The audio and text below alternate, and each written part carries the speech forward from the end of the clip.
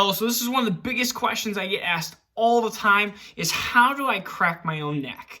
And so there's a couple different ways to be able to do this safely and effectively versus dangerously. And so the first thing I always say is cracking versus adjusting are two big different things. And so cracking your neck is a lot different than when a chiropractor adjusts your neck. And so I'm a chiropractor myself. So when we talk about cracking your neck, there's a couple different things that you can do. One is taking your ear and bringing it to your shoulder. So when you bring it to your shoulder, you should find a spot where you're able to not go any further. And so this is that for me. And what you want to do is take your hand that's on the tip side and just add some very light pressure. Now you're not doing any quick motion, but you're just adding some slight pressure to that. The second thing to do is to look down into the armpit. So this is my right side. So I want to look down into my right side, and I want to take that same arm, that right arm, and I want to bring it to my pec. So I should be able to feel a stretch through there. So a lot of times when you hear that, you'll actually hear a release. And sometimes that happens when you're majorly restricted. So sleeping wrong can happen with that. A lot of times these are rehab exercises that actually chiropractors will recommend. The last one of the three major exercises is to actually look up. So we're working on scalene muscles here, and there's three different types of muscles. So when we work on this one, we're actually stretching the front here. And if you want to add any pressure, you're going to, again, add that same side, but you're going to add just a little bit of pressure on that front, and you should feel a stretch right through here. And again, if you are super restricted, you should feel a crack or a pop through there. Versus adjusting, when a chiropractor adjusts through there, they're actually taking their hand and a lot of different like index finger spots, and they're actually shifting the spine. That's completely different than when somebody's cracking their own neck.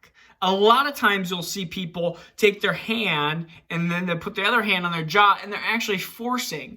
And that's where we can get a lot of issues because you're forcing it against your own muscles, your own ligaments, and you're not contacting the spine at all. You're contacting your jaw and then your temporal region. And when you do that, you're not actually contacting the spine. So you're potentially causing issues through there, and you're not shifting things in a precise angle or manner that we want to.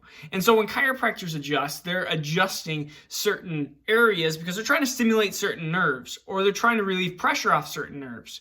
And they're doing that in a specific manner. So a lot of times when people have, let's say, restriction through their bottom part of their neck and any numbness down into the hands and fingers or some restrictions into that trap area, they work through the trap area and then they adjust in a specific manner in that lower part of the neck to make sure that there's full range of motion and full mobility. And so most people, again, have that right-sided issue or dominant side issue. And so adjusting versus cracking is a big difference. And so a lot of times when I say this, when you're doing stretches certain ways and stuff, I always say, well, ask your chiropractor first, or ask even a physical therapist will help walk through different stretches.